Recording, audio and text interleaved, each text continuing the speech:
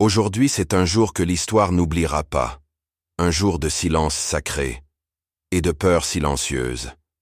Nous sommes lundi de Pâques, un jour censé symboliser la résurrection, la lumière.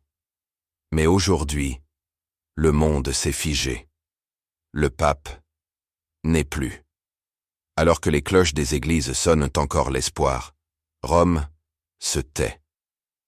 Le cœur spirituel de l'Église a cessé de battre. Et dans cette étrange coïncidence, beaucoup y voient plus qu'un simple décès. Certains murmurent déjà, c'était écrit, car il existe un texte, un secret, un avertissement, longtemps gardé dans les coffres du Vatican. Le troisième secret de Fatima, donné par la Vierge Marie à 3 enfants au Portugal, en 1917. Les 2 premiers secrets ont été révélés, mais le troisième, le plus terrible, n'a jamais été divulgué en totalité. Voix intense, rythmée.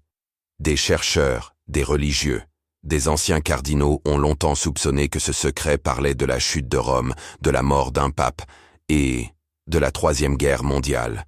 Une vision, un pape marchant au milieu des cadavres, la ville en flammes, la foi en ruine, des flèches, des bombes, des cris.